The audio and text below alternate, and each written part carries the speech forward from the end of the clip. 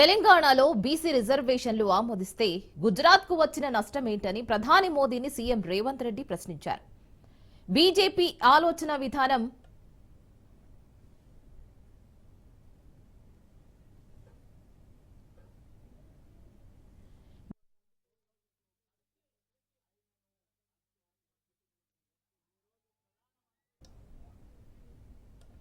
తెలంగాణలో బీసీ రిజర్వేషన్లు ఆమోదిస్తే గుజరాత్కు వచ్చిన నష్టమేంటని ప్రధాని మోదీని సీఎం రేవంత్ రెడ్డి ప్రశ్నించారు. బీజేపీ ఆలోచన విధానం బీసీలకు వ్యతిరేకమన్న ఆయన ఈ పార్లమెంట్ సమావేశాల్లోనే బీసీ రిజర్వేషన్ల బిల్లు ఆమోదించాలని కేంద్రాన్ని డిమాండ్ చేశారు. జంతర్ మంతర్లో జరిగిన బీసీ సంఘాల పోరు గర్జనలో పాల్గొన్నారు. బీసీల లెక్క తేలకుండా రిజర్వేషన్లు ఇవ్వలేమని కోర్టులు చెబుతున్నాయని కూడా అన్నారు. లెక్కలు పక్కాగా తీస్తేనే బడుగులకు న్యాయం జరుగుతుందని దేశవ్యాప్తంగా రాహుల్ గాంధీ పాదయాత్ర చేశారు. అందరి కష్టసుఖాలు తెలుసుకున్నారని అన్నారు. జనగణనతోనే కులగణన చెయ్యాలని రాహుల్ డిమాండ్ చేశారు. జనాభా దామాషా ప్రకారం రిజర్వేషన్లు ఇవ్వాలన్నది కాంగ్రెస్ పార్టీ విధానం. అందుకే కేంద్రం కుట్రపూరితంగా జనగణన కూడా చేయడం లేదని ఫైర్ అయ్యారు.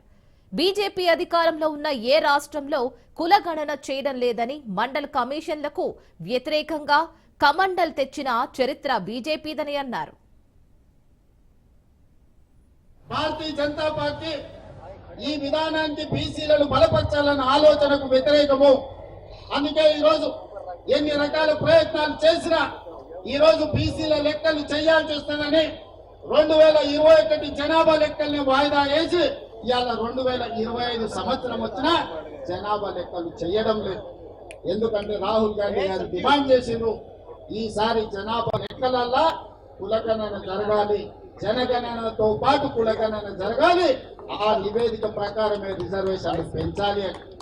అందుకే ఈరోజు బీజేపీ కుట్ర చేసి జనగణన వాయిదా పెట్టుకుంటూ వస్తుంది. ఇది మనందరికీ తీరా నష్టం. ఇది ఒక బలహీన వర్గాల సమస్య కాదు, ఇది బహుజనుల సమస్య. బహుజనులందరూ ఏకమై లెక్కలు తేలుస్తేనే తప్ప, మీ లెక్క పక్కాగా ఉంటే తప్ప మీకు ఉద్యోగ ఉపాధి, అదే విధంగా రాజకీయ రిజర్వేషన్లు పెరగవు.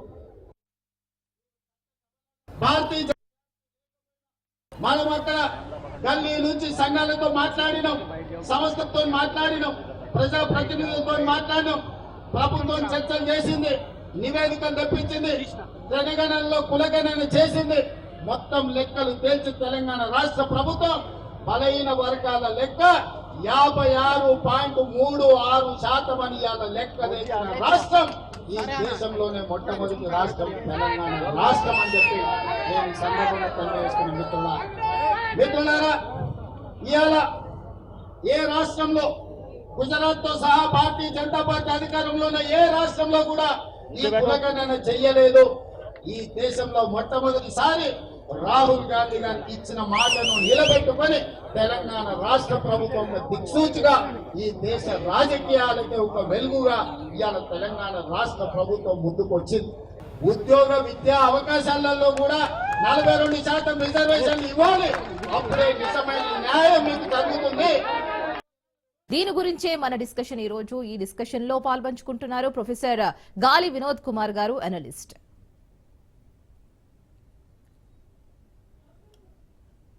సార్ నమస్కారం అండి. నమస్తే. నమస్తే అమ్మా. రైట్ సార్, మరి మనం మాట్లాడుకోబోతున్నట్టు మరి నిజంగానే బీసీలను ఎండగడుతున్నారా బీజేపీ? అంటే ఢిల్లీ సాక్షిగా బీసీ ఫైట్ ద్వారా రేవంత్ ఏం సందేశం ఇచ్చారంటారు? బీజేపీ ఆలోచనే బీసీలకు వ్యతిరేకం అన్నట్లుగా ఉందన్న రేవంత్ రెడ్డి వ్యాఖ్యలను మీరు ఎలా చూస్తారు? అంటే ఇది రాజకీయ డ్రామాగా చూస్తా నేను. ఇప్పుడు రేవంత్ రెడ్డి అయినా మరొక రెడ్డి అయినా ఇవాళ 42% లోకల్ బాడీలో అంటే ఆల్రెడీ రాజ్యాంగ సవరణ ఉన్నది, 33% విమెన్ రిజర్వేషన్ ఎప్పుడూ అమలవుతుంది. అట్లా చూసుకుంటే ఇప్పటికి 60% బీసీలే లోకల్ బాడీ ఎన్నికల్లో గెలుస్తున్నారు. వాళ్ళకి 60% పైగా ఇవాళ ఆల్రెడీ వాళ్ళ సీట్లు గెలుస్తున్న క్రమంలో 42% వాటికి ఇంకా తగ్గించబోతున్నాం లోకల్ బాడీన. ఆ తగ్గించేదాన్ని కూడా మళ్ళీ ఏంది రాజ్యాంగ సవరణ కావాలంటున్నాం. ఏమంటున్నారంటే ఇప్పటికే వాళ్ళు 60% దాకా వాళ్ళు ఆల్రెడీ లోకల్ బాడీ చిత్తశుద్ధి ఉంటే ఎమ్మెల్యే ఎంపీలలో పెంచమని 42% వాటా ఇవ్వమని చెప్పి చిత్త పెట్టాలి. ఎడ్యుకేషన్లో 42% వాటా ఇవ్వమని చెప్పేసి ఆ చట్టంలో పెట్టాలి నువ్వు. కానీ ఎక్కడ పెట్టినావు? పెట్టలేదు కదా. ఆ చట్టంలో కేవలం లోకల్ బాడీ అన్నావు అంతే. ఆ లోకల్ బాడీలో ఇప్పటికే 60% వాళ్ళు ఉన్నారు. మరి 60% దాకా ఆల్రెడీ వాళ్ళ పదవులు అనుభవిస్తున్నారు. వాళ్ళ ఎమ్మెల్యేలలో 19 సీట్లే ఉన్నాయి వాళ్ళకు. మరి ఎమ్మెల్యే సీట్లలో వాళ్ళు పెరగాలనా తగ్గాలనా? ఇప్పుడు వాళ్ళు మీరు చెప్పిన దాని ప్రకారంగా 46% ఈ ముస్లిం బీసీలు కాకుండా మామూలు బీసీలు, జనరల్ బీసీలు 46% ఉన్నారని చెప్పారు. మీరు 42% అని చెప్పి వాళ్ళు లెక్క తేల్చారు. మీరు జనగణన కులగణన చేసిన వాళ్ళు ఈ 42% ఎమ్మెల్యేలలో ఇవ్వండి, అట్లాగే ఎంపీలలో ఇవ్వండి, ఎడ్యుకేషన్ లో ఇవ్వండి అని చెప్పి ఆ చట్టంలో ఎందుకు పొందుపరచలే మీరు? మీకు చిత్తశుద్ధి ఉంటే నిజంగానే జనగణన చేశారు కదా, జనగణనలో కులగణన చేశారు కదా. కులగణనలో ఈ వాళ్ళు ఎట్లాగో ముస్లింలను మేము సమర్థించము, ముస్లింలు కలపదని చెప్పి ఎవరు బీజేపీ అంటుంది కాబట్టి 15% ముస్లింలు వదిలేయండి. 10% ముస్లింలను వదిలేయండి వాళ్ళ లెక్కల ప్రకారంగా. 46% అయితే మీరు బీసీ ఉన్నారు, ఒరిజినల్ గా బీసీలు ఉన్నారని చెప్పారు కదా. మరి 46%లో 42% వాటా ఇస్తున్నారు కదా మీరు. ఈ 42% ఎమ్మెల్యేలు ఎందుకు ఇవ్వలే? ఎంపీలు ఎందుకు ఇవ్వలే? ఈ ఎడ్యుకేషన్లు ఎందుకు ఇవ్వలే? మీరు అవి ఎందుకు పెట్టలేదు మీరు? సో అంటే మీకు చిత్తశుద్ధి లేనట్టు. బీసీల పట్ల చిత్తశుద్ధి ఉంటే 42% వాటా విద్యారంగంలో, ఎమ్మెల్యే రాజకీయ రంగంలో, ఎంపీ రాజకీయ రంగంలో పెట్టాలి. కానీ మీరు పెట్టలేదు. అంటే మీకు బీసీల పట్ల చిత్తశుద్ధి లేదు. ఆల్రెడీ 60% లోకల్ బాడీలో వాళ్ళు ఇప్పటికే నామినేట్ అవుతున్నారు, ఎన్నిక అవుతున్నారు. వాళ్ళకి మహిళలు, బీసీ మహిళలు, బీసీ పురుషులు కలిపి 60-65%, ఇప్పుడు 60% ఉంటున్నారు దాదాపు లోకల్ బాడీలలో. సో ఇంకా అనవసరంగా వాళ్ళు తగ్గిస్తున్నారు. 42% వాటా కుదిస్తున్నారు వాళ్ళు. అంటే వాళ్ళు ఇంకా 60% ఉండద్దు, 42%కి తగ్గిస్తున్నారు వాళ్ళని. సో కాబట్టి మీరు నిజంగా మీకు చిత్తశుద్ధి ఉంటే మీరు ఎమ్మెల్యే, ఎంపీ అండ్ ఎడ్యుకేషన్ ఈ మూడిట్లలో పెడితే మీరు మిమ్మల్ని సమర్థించడానికి నాలాంటి వాళ్ళకు ఒక అది ఉంటుంది. అసలు ఇప్పటిదాకా ఈ దేశంలో బీసీలకు అన్యాయం చేసిన చరిత్ర కాంగ్రెస్ పార్టీది. ఎందుకంటే కాకా కలెక్టర్ కమిషన్ మొదలుకుంటే మండల్ కమిషన్ దాకా బీసీలకు రావాల్సిన వాటాను తొక్కిపడేసింది కాంగ్రెస్ పార్టీ, అమలు చేయదు కాంగ్రెస్ పార్టీ. ఈ రోజు మొత్తం దేశంలో పవర్ పోయి 3వసారి కూడా అధికారులకు బీజేపీ వచ్చిన తర్వాత ఏ వర్గాలైతే బీసీ వర్గాలు దూరమైనాయో ఆ వాళ్ళని దగ్గర చేసుకోవడానికి మీరు కులగణన అనేది మీరు మాట్లాడుతూ మీరు అధికారంలో ఉన్నప్పుడు ఎన్నడూ కులగణన గురించి మాట్లాడలేదు. మీకు అధికారం పోయిన తర్వాత కులగణన గుర్తొచ్చింది, సంతోషం. కులగణన గుర్తొచ్చిన తర్వాత ఇక్కడ కులగణన చేసిన తెలంగాణలో చేసిన కులగణన ఏదైతే ఉందో కరెక్ట్ గా ప్రాపర్ గా చట్ట రూపంలో తీసుకురాలేదు మీరు. ఆల్రెడీ మీకు రాష్ట్ర పరిధిలో మీకు ఆర్టికల్ 16 క్లాజ్ 4లో ఉంది. బీసీల రిజర్వేషన్లు పెంచుకునే హక్కు, తగ్గించుకునే హక్కు మీకుంది. మీకున్నప్పుడు 42% మీరు పెంచినప్పుడు లోకల్ బాడీలో మీరు ఇక్కడ జీవో తేవచ్చు, ఇక్కడ జీవో తీసుకురావచ్చు. మీరు విద్యారంగానికి కూడా ఇక్కడ జీవో తేవచ్చు. మీరు ఎందుకు తెలియదు? మరి 42% వాటా బీసీలకు ఇస్తున్నామని చెప్పి విద్యారంగంలో ఎందుకు తెలియదు? ఒక జీవో ఎందుకు తెలియదు? ఆల్రెడీ కులగణన కమిషన్ వేశారు కదా, కమిషన్ రిపోర్ట్ ప్రకారంగా మీరు జీవోలు తేవచ్చు కదా. మీరు ఎందుకు జీవోలు తేలేదు ఇక్కడ? అంటే మీకు చిత్తశుద్ధి లేనట్టు. జీవో ఉంటేనే కదా అమలు అయ్యేది. ఇక్కడ అమలు చేయని వాళ్ళు అక్కడ బీజేపీ మీద ఒత్తిడి తెచ్చి బీజేపీ ఏమన్నా చేస్తుందా? బీజేపీ ఏమన్నా క్యాస్ట్ కులగణన చేస్తారని చెప్పిందా? బీజేపీ కులగణనకు వ్యతిరేకమని చెప్పింది. మరి అట్లాంటి బీజేపీ ఇలా ఎట్లా చేస్తుంది అనుకుంటున్నారు మీరు? కులగణన లేకుండా, జాతీయ స్థాయిలో కులగణన లేకుండా కేంద్రంలో చట్టం ఎట్లా వస్తుంది? ఒక్క రాష్ట్రానికే ఒకవేళ పరిమితం ఎట్లయితుంది? ఒకవేళ ఓన్లీ తెలంగాణకే మాకు పెంచండి అని చెప్పేస్తే తెలంగాణకు మాత్రమే పెంచండి అంటే మిగతా రాష్ట్రాల సంగతి ఏంది? మిగతా రాష్ట్రాలు దీన్ని ఎట్లా అమలు చేయాలి? మిగతా రాష్ట్రాలు ఊకుంటాయా? వాళ్ళు ఎన్ని రాష్ట్రాలలో అధికారంలో ఉన్నారు? వీళ్ళు కాంగ్రెస్ వాళ్ళు ఎన్ని రాష్ట్రాల్లో అధికారంలో ఉన్నారు? మీరు ఉన్నది 3 రాష్ట్రాలలో. అందులో తెలంగాణలో మీకు అమలు చేస్తే మరి మిగతా ఈ 18 రాష్ట్రాలలో బీజేపీ ఉన్నది, మరి వాళ్ళు ఊరుకుంటారా? అంటే ఈ దేశంలో మొత్తానికి జాతీయ స్థాయిలో దీన్ని బిల్లు తేవాలంటే జాతీయ స్థాయిలో కులగణన జరగాలి. కులగణనను చేయడానికి సిద్ధంగా లేని బీజేపీ దీన్ని ఎట్లా చేస్తుందని మీరు అనుకుంటారు? అంటే ఎవరిని బ్లాక్ చేయడానికి మీరు చేస్తున్నారు? అంటే ఇవాళ మొత్తానికి బీసీలను చెవులో పువ్వు పెట్టి వాళ్ళ ఓట్ బ్యాంకు లోకల్ బాడీలో సంపాదించాలి. లోకల్ బాడీలో సంపాదించేసి మిగతా బీఆర్ఎస్ బీజేపీని రానియకుండా చేయాలి. ఇవాళ బ్లేమ్ చేయాలి వాళ్ళను. వాళ్ళు అక్కడికి రాలేదు, ఢిల్లీకి రాలేదని బ్లేమ్ చేయాలి. వాళ్ళకు బీసీల వ్యతిరేకమని బ్లేమ్ చేయాలి. అంతే తప్ప మీలో ఉన్న చిత్తశుద్ధి ఏంది? మీలో ఉన్న చిత్తశుద్ధి ఉంటే మీరు జీవోలు తెచ్చేటోళ్ళు, మీరు కనీసం ఎమ్మెల్యే దాంట్లో కూడా, ఎంపీ దాంట్లో కూడా పెంచమని అడిగేటోళ్ళు, ఎడ్యుకేషన్లో పెంచమని అడిగేటోళ్ళు, ఆ చట్టంలోనే పొందుపరిచేటోళ్ళు. ఖాళీ లోకల్ బాడీలో 42% అనే దాన్ని ఎవరిని బ్లాక్ చేయడానికి? ఇది 60% ఆల్రెడీ అనుభవిస్తున్నారు లోకల్ బాడీలో, వాళ్ళ పదవులు అనుభవిస్తున్నారు బీసీలు. అది సహజంగా మీరు ఇచ్చినా ఇవ్వకపోయినా మరి మీరు ఎమ్మెల్యే టికెట్లు ఎందుకు ఇవ్వలేదండి? ఎంపీ టికెట్లు ఎందుకు ఇవ్వలేదండి? మంత్రిలో 8 మంది మంత్రులు రావాలి, మీరు ఇద్దరిని ఎందుకు మంత్రులు చేసినండి? బడ్జెట్లో ఎంత ఇచ్చినండి? మొన్న బడ్జెట్ ప్రవేశపెట్టింది కదా, బీసీలకు ఇచ్చింది ఎంత? 8,000 కోట్లు, 11,000 కోట్ల. ఒకవైపు మీరే చెప్తున్నారు బీసీలు 46% అని. మరి 46%లో కనీసం వాళ్ళకు ప్రపోర్షనేట్ రిప్రజెంటేషన్ లో మీరు 42% వాటా ఇస్తా అంటున్నప్పుడు లోకల్ బాడీలా, మరి బడ్జెట్ లో కూడా ఇవ్వచ్చు కదా 42% వాటా. అంటే ఎంత వస్తుందో వాళ్ళకి చెప్పండి బడ్జెట్ లో. వినోద్ గారు, మరి ఇవన్నీ చర్చనీయాంశాలే కదా. ఎస్ రైట్, 42% రిజర్వేషన్లు సాధ్యమేనా అని అందరికీ డౌట్ గానే ఉంది. మరి తెలంగాణలో బీసీ రిజర్వేషన్ బిల్లు ఆమోదిస్తే గుజరాత్ కు వచ్చిన నష్టం ఏంటని కూడా రేవంత్ ప్రశ్నించడాన్ని మరి మీరు ఎలా చూస్తారు? ఈ గుజరాత్ అంశం ఇష్యూ ఇక్కడ ఎందుకు ఆయన ప్రస్తావించాడు? నేనేమంటున్నానంటే గుజరాత్ కు నష్టమే ఉండదు, ఇంకా వేరే రాష్ట్రం నష్టమే ఉండదు. ఏ రాష్ట్రంలో ఆ రాష్ట్రంలో ఒకటే రీతిలో ఉండే జనాభా. గుజరాత్ లో బీసీల జనాభా వేరే ఉంటది, ఉత్తరప్రదేశ్ లో వేరే ఉంటది, తెలంగాణలో వేరే ఉంటది, ఆ ఏపీలో వేరే ఉంటది.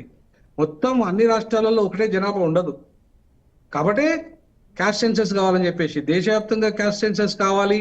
ఆల్రెడీ ఆర్టికల్ 16 క్లాజ్ 4 చెప్తుంది. ఏమని చెప్తుంది? ఏ రాష్ట్రంలో ఆ రాష్ట్రంలో మీరు బీసీల రిజర్వేషన్లు పెంచుకోవచ్చు, తగ్గించుకోవచ్చు, ఏబిసిడి చేసుకోవచ్చు అని చెప్తున్నది.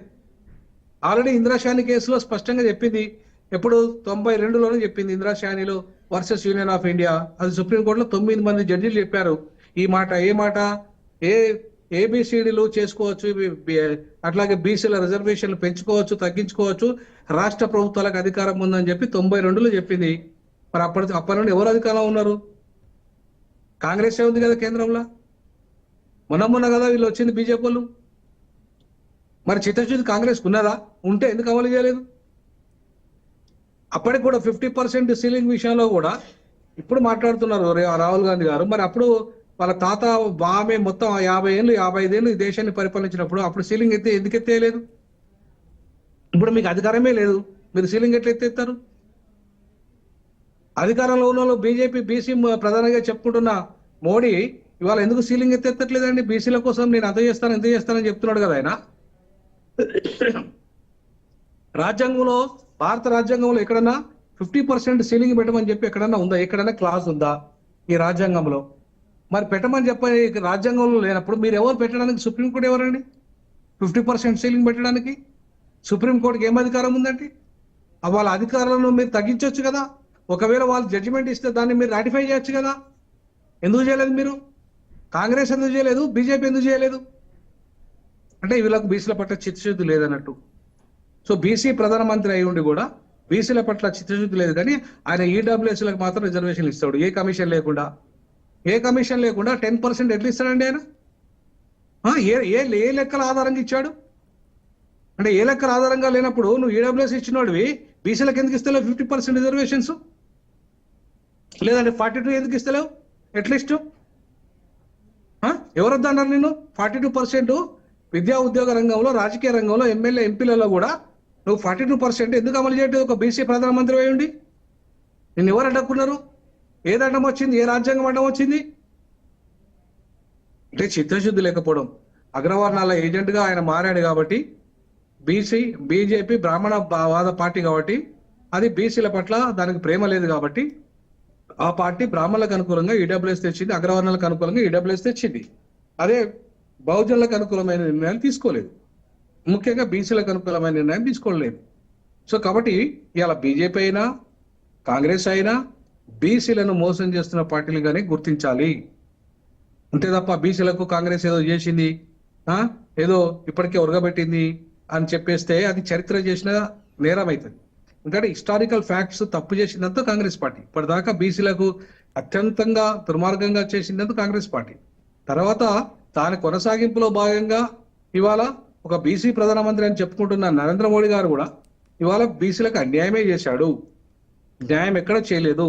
పైగా ఈడబ్ల్యూఎస్ తీసుకొచ్చి ఇంకా దుర్మార్గంగా బీసీలకు రావాల్సిన వాటాను కొట్టేశాడు. ఓపెన్ కేటగిరీలో ఎస్సీ ఎస్టీల వాటా తగ్గించేశాడు. ఆయన బీసీల వాటా తగ్గించేశాడు, ఈడబ్ల్యూఎస్ కు పెంచాడు. అగ్రవర్ణ పేదలు 3% ఉంటే 10% అమలు చేశాడు ఆయన. దాన్ని సుప్రీంకోర్టు సమర్థించింది. మరి సుప్రీంకోర్టు ఎట్లా వ్యతిరేకిస్తాయండి? 42% వాటా ఒకవేళ ఆయన తెస్తే, ఒకవేళ మోడీ గారు 42% విద్యా ఉద్యోగ రాజకీయ రంగాల్లో కనుక చట్టం తెస్తూ ఒకవేళ ఆయన అమలు చేస్తే సుప్రీంకోర్టు ఎట్లా కొట్టేస్తుంది? ఏం అధికారం ఉంటే సుప్రీంకోర్టుకు? ఒక ఈడబ్ల్యూఎస్ రిజర్వేషన్లు కొట్టేయలేని సుప్రీంకోర్టు బీసీలకు ఎట్లా కొట్టేస్తుంది? ఏ నైతిక బాధ్యత మీద కొట్టేస్తుంది? రాజ్యాంగ నియమాల మీద కొట్టేస్తుంది? ఏ సుప్రీంకోర్టు జడ్జిమెంట్ ఆధారంగా కొట్టేస్తుంది? మరి ఇవన్నీ ప్రశ్నలే కదా. ఈ ప్రశ్నలాంటికి సమాధానం చెప్పాల్సింది ఒకవైపు బీజేపీ, మరొక వైపు కాంగ్రెస్ పార్టీ. ఈ రెండు ఇవాళ బీసీల పట్ల ప్రేమ లేని పార్టీలే, బీసీలకు ద్రోహం చేసిన పార్టీలే. కాబట్టి ఇవన్నీ కూడా సనాయకులకి ఇలా కాంగ్రెస్ పార్టీ బీజేపీ కాంగ్రెస్ మీద ఇంత దోబుచ్చులాడుకొని ఇలా నిజంగా చిత్తశుద్ధి ఉంటే తమిళనాడు తరహాలో, ఎట్లయితే ఇప్పటికైనా రేవంత్ రెడ్డి చిత్తశుద్ధి ఉంటే తమిళనాడు తరహాలో చట్టం తీసుకొచ్చి విద్యా ఉద్యోగ రంగంలో, రాజకీయ రంగంలో ఆయన 42% చట్టం తెచ్చి దాని 9th షెడ్యూల్లో ఫస్ట్ జీవోలు రిలీజ్ చేసి ఈ రాష్ట్రంలో ఫస్ట్ నీ కాంగ్రెస్ పార్టీలో అమలు చేయి. నీ పార్టీలో ఎమ్మెల్యే టికెట్లు ఫస్ట్ 42%, ఎంపీ టికెట్లు ఫస్ట్, మంత్రివర్గంలో ఫస్ట్, కార్పొరేషన్ చైర్మన్ల పోస్టులలో 42% వాటాయి. అట్లాగే బడ్జెట్ లో 42% వాటా నీ చేతిలో పనే కదా. నువ్వు ఎందుకు ఇవ్వలేదు? ఇవన్నీ చేయకుండా లోకల్ బాడీలో 42% వాటాన్ని ఎవరిని మోసం చేయడానికి? 60% ఆల్రెడీ వాళ్ళు అనుభవిస్తున్నారు పదవులు లోకల్ బాడీలలో. నువ్వు 42% అని ఎట్లా మోసం చేస్తావు? రైట్, ఇది బీసీలను మోసం చేయడమే కాదా? రైట్. ఇంకొక క్వశ్చన్ ఏంటంటే, ఇప్పుడు ప్రెసెంట్ ఢిల్లీలో ఈ కార్యక్రమం చేయడం ద్వారా రేవంత్ రెడ్డి బీజేపీపై పోరు ప్రకటించుకోవచ్చు అనుకోవచ్చా, లేదా ఇది కాంగ్రెస్ పార్టీకి బీసీల్లో ఆదరణ పెంచుతుంది అని అనుకోవచ్చా? బీసీ ఓట్లు లోకల్ బాడీ ఎన్నికల్లో తీసుకోవాలంటే ఇది ఒక నినాదంగా వాడుకుంటారు. కాంగ్రెస్ పార్టీ బీఆర్ఎస్ ను బీజేపీని బ్లేమ్ చేయాలి. ఇప్పుడు చేయాలంటే వాళ్ళు బీసీ వ్యతిరేకులు కాబట్టి వాళ్ళు రావట్లేదు ఢిల్లీకి. మరి అట్లంటే వాళ్ళు అసెంబ్లీలో ఎట్లా సపోర్ట్ చేశారు? వాళ్ళు బీసీ వ్యతిరేకులు అయితే అసెంబ్లీలో కూడా వ్యతిరేకించాలి కదా. వాళ్ళ చట్టానికి మద్దతు ఇచ్చారు కదా. సో మీ రాజకీయాలు మీకున్నాయి అక్కడ ఢిల్లీలో, కాబట్టి మీరు చేసుకుంటున్నారు. వాళ్ళ రాజకీయాలు వాళ్ళవి కాబట్టి వాళ్ళు రాలేదు. అసెంబ్లీలో అయితే వాళ్ళు సపోర్ట్ చేశారు కదా. మరి అసెంబ్లీలో సపోర్ట్ చేసినప్పుడు వాళ్ళు బీసీలకు వ్యతిరేకం కాదన్నట్టే కదా. మరి అట్లాంటప్పుడు వాళ్ళని ఎట్లా బ్లేమ్ చేస్తావు నువ్వు? అక్కడ పార్లమెంట్లో చట్టం రావాలంటే ముందుగా బీసీలు చేయాల్సింది ఏంటిది? కాంగ్రెస్ పార్టీనో ఇంకో పార్టీనో పట్టుకోకుండా న్యూట్రల్ గా బీసీ సంఘాలు అన్ని కలిసి ఒక జాయింట్ యాక్షన్ కమిటీ ఏర్పడి వాళ్ళు ప్రధానమంత్రిని కలిసి, అయ్యా మేము ఇక్కడ సాధించుకోగలిగినాము, లోకల్ బాడీలో ఆయన 42% ఇస్తాడు, లోకల్ బాడీతో పాటు ఎమ్మెల్యే ఎంపీలలో కూడా ఇవ్వమని చెప్పేసి చట్ట సవరణ మేము అడుగుతున్నాము, మీరు దాన్ని తీసుకురండి, దేశంలో ఒక మోడల్ గా ఉండండి, బీసీ ప్రధానమంత్రిగా ఉన్నారు మీరు, ఈ చట్టం తీసుకొచ్చి మాకు ఒక మోడల్ గా ఇవ్వండి, బీసీ సమాజాన్ని మీరు ఆదుకోండి అని చెప్పి డైరెక్ట్ గా వాళ్ళు న్యూట్రల్ గా పోయి కలిస్తే అది దానికి ఏమైనా సొల్యూషన్ వస్తుంది. అంతేగాని కాంగ్రెస్ పార్టీ అదంతా కాంగ్రెస్ పార్టీ ఎంత డబ్బులు పెట్టి ఆ ట్రైన్లు బుక్ చేసి కాంగ్రెస్ పార్టీ జంతర్ మంతర్ దగ్గర అన్ని అరేంజ్ చేస్తే పోయి బీసీ నాయకులు మాట్లాడితే అది బీసీ నాయకులు మాట్లాడినట్టు ఉంటుందా, లేదా కాంగ్రెస్ పార్టీ పెట్టించినట్టు ఉంటుందా? మరి దానికి ఎందుకు సపోర్ట్ చేస్తాయి బీజేపీ బీఆర్ఎస్? కానీ ఆయన ఏమంటున్నారు, బీజేపీలో బీసీ నేతలే తెలంగాణకు అన్యాయం చేస్తున్నారని కూడా నేరుగా రేవంత్ రెడ్డి వ్యాఖ్యానించారు. మరి బీసీ బిల్లు చట్టబద్ధత అయ్యేది ఎలా అంటూ మరి ఇప్పుడు కూడా ఒక ప్రశ్న తలెత్తుతుంది. నేనేమంటానంటే రేవంత్ రెడ్డి గారికి ముందు చిత్తశుద్ధి ఉంటే ఫస్ట్ ఆయన చేయాల్సింది 8 మంది మంత్రులను చేయాలి. ఆయన ఫస్ట్ మంత్రివర్గంలో 8 మంది మంత్రులను చేయాలి. రెండవది ఎమ్మెల్యేలు 46 మంది రెడ్లు ఉన్నారండి. ఎక్కడికి వెళ్ళి వస్తారండి 46 మంది రెడ్లు? వాళ్ళ జనాభా ఎంత? 46 మంది వస్తారండి ఎమ్మెల్యేలుగా. ఎంపీలుగా వాళ్ళ జనాభా ఎంత అని అంతమంది ఉంటారండి రెడ్లు. మరి నువ్వు ఎమ్మెల్యే టికెట్లు ఏవైతే నీ చేతిలో పనే కదా, మీ పార్టీ చేతి పనే కదా టికెట్లు ఇచ్చేది. ఎంపీ టికెట్లు మీ పార్టీ కదా ఇచ్చేది. మంత్రివర్గం కూడా మీరే కదా, మీ చేతిలోనే ఉన్నది కదా ఇది. మరి బడ్జెట్ ఎవరి చేతిలో ఉంటుందండి? ఇప్పుడు రాష్ట్ర ప్రభుత్వం, తెలంగాణ ప్రభుత్వము రేవంత్ రెడ్డి ముఖ్యమంత్రి, ఇంకొకరు ముఖ్యమంత్రి? మరి అట్లాంటప్పుడు 42% బడ్జెట్ ఎందుకు కేటాయించలేదండి? 11,000 ఏం మూల సరిపోతాయండి? మొత్తం బీసీలకు ఒకరోజు ఛాయ్ తాగిపితే ఆ 11,000 అయిపోతాయి. 11,000 కోట్లు అయిపోతాయి. వాళ్ళ జనాభా అంతున్నది. అవి ఏ మూల సరిపోతాయండి? సో కాబట్టి నీ చేతిలో ఉన్నాయి చేయకుండా, నువ్వు చేయకుండా, అమలు చేయకుండా బీజేపీని బీఆర్ఎస్ని బ్లేమ్ చేయడం అనేది కరెక్టా? నువ్వు అమలు చేసి 42% వాటా విషయంలో అప్పుడు బీఆర్ఎస్ని బ్లేమ్ చేయి, బీజేపీని బ్లేమ్ చేయి. నువ్వు ఎమ్మెల్యే వాటా ఎంపీ వాటా కూడా ఇందులో ఎడ్యుకేషన్లో కూడా వాటా ఫస్ట్. అసలు 42% వాటా కదండి. ఇంకా నన్ను అడిగితే ఎక్కువ. ఎందుకంటే ఇప్పుడు ముస్లిమ్స్ వాళ్ళది పెంచాల్సి వస్తుంది, ఎస్సీ ఎస్టీల జనాభా కూడా పెరిగింది, వాళ్ళది పెంచాల్సి వస్తుంది. ఓవరాల్గా ఎంత పెంచాలి? 89% వాటా రావాలి. ఎంత అట్లీస్ట్ 85% జనాభా ఉన్నదనుకున్నా కనీసం 80% వాటా అయితే రావాలి కదా వీళ్ళందరికీ, బడుగు బలైన వర్గాలందరికీ.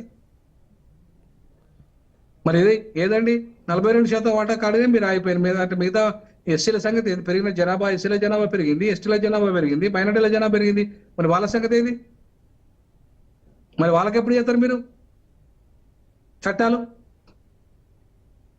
అంటే ఎవరిని బ్లేమ్ చేయడానికి? ఇవంతా కూడా ఏంటంటే ఎవరి జస్ట్ రాజకీయ ప్రయోజనాలు ఆశించి లోకల్ బాడీ ఎన్నికల్లో రేపు అధికారాన్ని మనం సాధించుకోవాలంటే బీఆర్ఎస్ ను బీజేపీని బ్లేమ్ చేయాలి, వీళ్ళు బీసీ వ్యతిరేక పార్టీలకు ముద్రేయాలి, వేయడానికి దీని ఒక ఎత్తుగడ, ఒక పావుగా వాడుకోవాలి.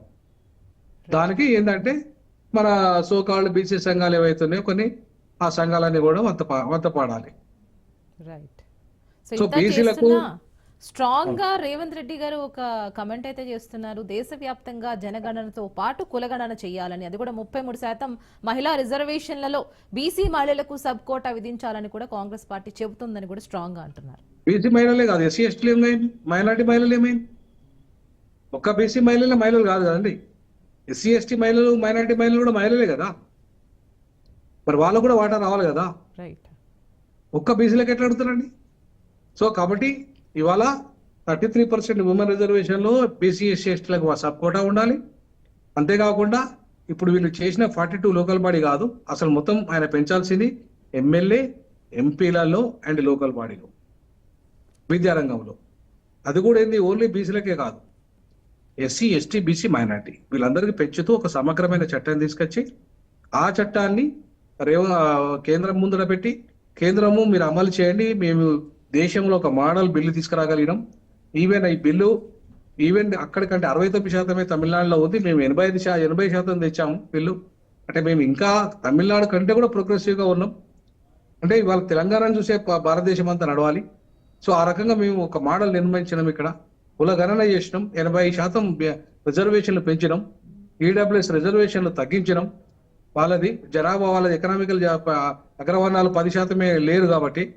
ఎందుకంటే ఓపెన్ కోటా 32%లో వాళ్ళే వచ్చారు. ఇవాళ మీరు గ్రూప్ 1 తీసుకోండి, 32% ప్లస్ 10% ఈడబ్ల్యూఎస్, అంటే 42%లో ఓపెన్ కేటగిరీ వచ్చి అగ్రవర్ణాలకు ఇవాళ మొత్తం కలెక్టర్ పోస్టులు, డిఎస్పీ పోస్టులు అన్ని వాళ్ళే కొట్టేశారు. రైట్. ఎక్కువ శాతం వాళ్ళకే పోయినాయి. మరి ఇప్పుడు 80% జనాభా ఉన్న ఎస్సీ ఎస్టీ బీసీ మైనార్టీల పరిస్థితి ఏంటండి? రైట్. వినోద్ గారు అంటే ఏమండి? థ్యాంక్ యూ సో మచ్ అండి.